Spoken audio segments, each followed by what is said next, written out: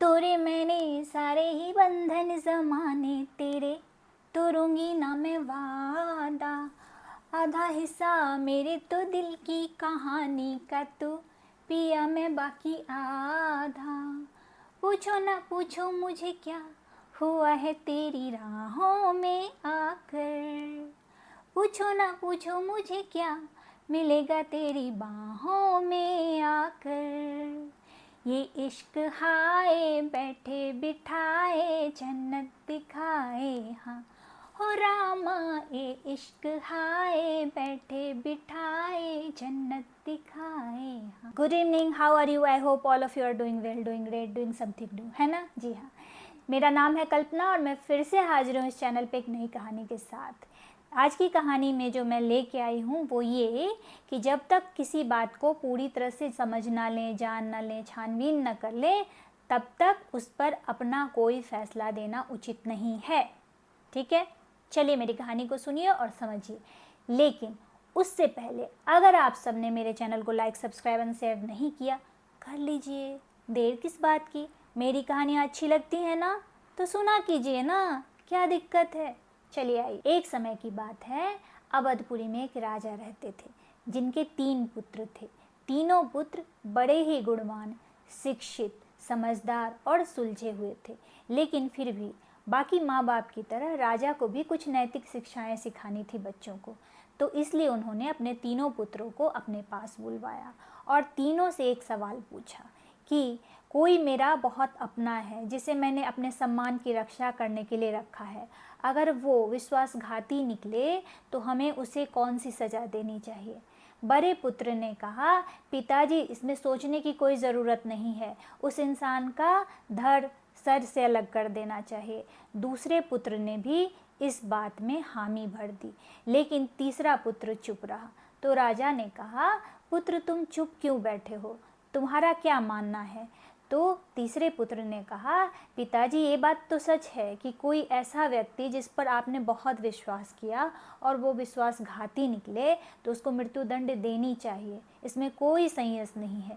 लेकिन मृत्युदंड देने से पहले पूरी बात जान लेना भी उचित है। तो राजा ने कहा, तुम्हारे कहने का मतलब क्या है?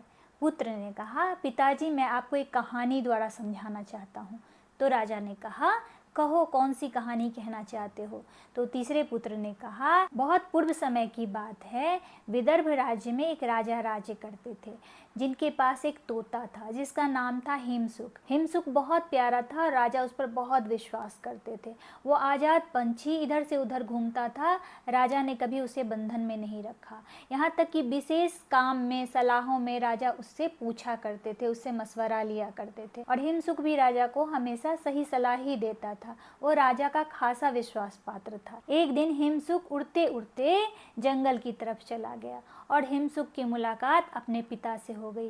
पिता से मिलने के बाद हिमसुक बहुत खुश हो गया। पिता ने कहा, बहुत दिनों बाद तुमसे मिलकर बहुत अच्छा लगा है, तुम चलो, तुम्हारी माता भी तुमसे मिलकर बहुत खुश होगी।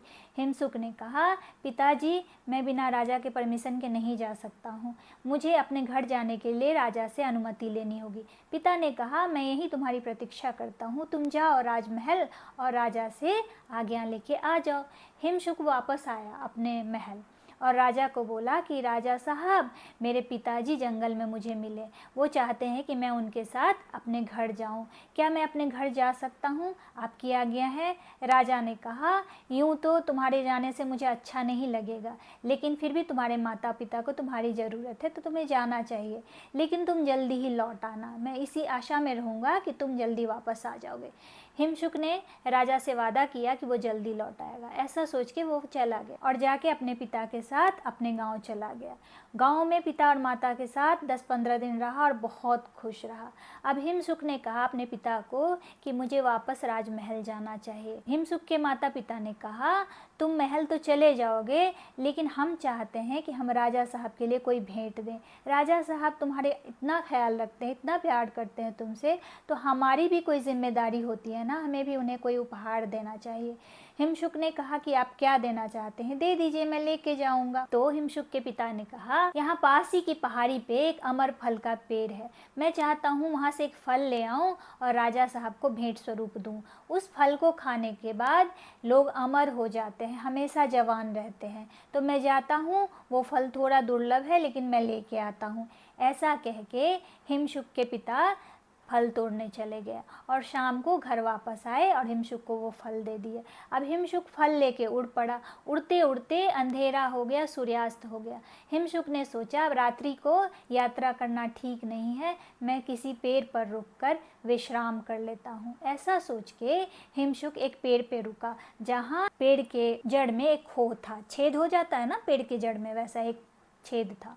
हिमशुक ने फल को सुरक्षित उस छेद में रख दिया और एक डाल पर बैठ गया। उसकी आंख लग गई और इधर उस जड़ में एक सांप रहता था।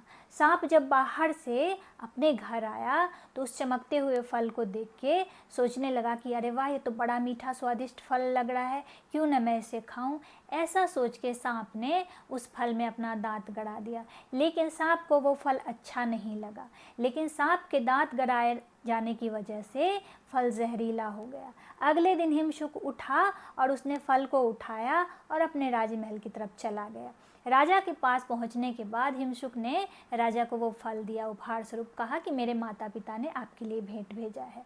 राजा फल पाके बहुत प्रसन्न हुए और वो उस समय सभा में थे। सारे मंत्री चुपचाप देख रहे थे। राजा ने बिना सोचे समझे उस फल को खाने की कोशिश की तो मुख्यमंत्री ने कहा, महाराज, मेरे विचार से इस फल को ऐसे ही नहीं खाना चाहिए। आप महाराज हैं, आपकी स्वास्थ्य की सुरक्षा हमारी जिम्मेदारी है। आप इस फल को पहले काट के किसी जानवर को खिलाइए, अगर वो जानवर सुरक्षित रहेगा तभी आप इस फल को खा सकते हैं। राजा को मंत्री की बात सही लगी और राजा ने उस फल का एक टुकड़ा कौवे को खिला दिया। देखते ही देखते कौवा फल खाया और मर गया। अब सब लोग चिंतित हो गए। मुख्यमंत्री ने कहा, देखा महाराज, अगर ये फल आप खा लेते तो आपकी मृत्यु निश्चित थी। इसका मतलब हिमशुक आपको मारना चाहता है। वो किस उद्देश्य से ये फल लेके आया है? मुझे तो लगता है हिमशुक को दंड मिलनी चाहिए। राजा ने ना आप देखा ना ताब और उसने हिमशुक को पकड़ा और उसके गर्दन को तलवार से काट दिया और बाकी मंत्रियों को बोला, इस फल का एक भी टुकड़ा यहाँ नहीं रहना चाहिए। इस फल को नगर के बाहर एक खड्डा खोद के उसके अंदर दबा दो ताकि किसी की भी नज़र इस फल पर ना पड़े। ये फल जहरीला है, जिसके भी मुंह में जाएगा उसका जान ले लेगा। ऐसा कह के राजा अपने महल को लौट आया।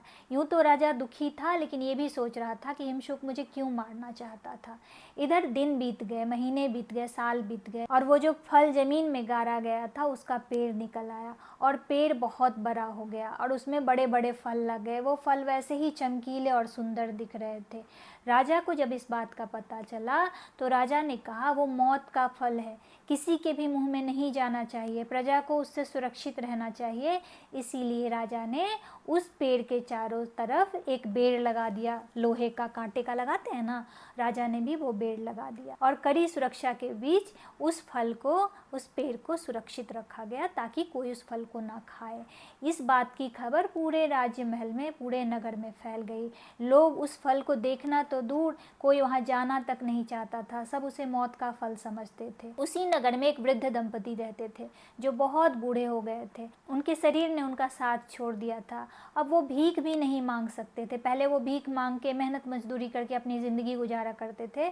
अब उनका शरीर इतना कमज़ोर हो गया था कि वो भीख भी नहीं मांग सकते थे।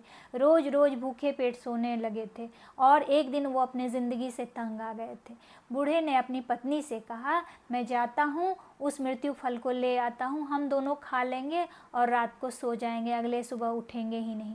ऐसा कह के वो पत्नी से उस फल के पास आया और रात का इंतज़ार करने लगा। रात होने पर वो वृद्ध आदमी किसी भी तरह सैनिकों की नज़र बचा के पेड़ तक पहुंच गया और पेड़ से उसने 2 फल तोड़े और चुपचाप उस पेड़ के, वो जो बार लगा था उसके नीचे से लेट के ऐसे ऐसे करके बाहर निकल गया और वो अपने घर चला गया। और जाकर उसने एक फल अपनी पत्नी को दिया और एक फल खुद खा लिया।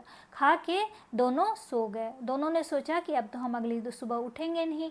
लेकिन ये क्या, अगली सुबह जब वह उठे तो अपने आप को खासा तंदुरुस्त, मस्त और यंग महसूस कर रहे थे। उन्होंने अपना चेहरा जब आईने में देखा तो वो जवान हो चुके थे। उन्हें समझ में ही नहीं आ रहा था कि ये चमत्कार कैसे हुआ।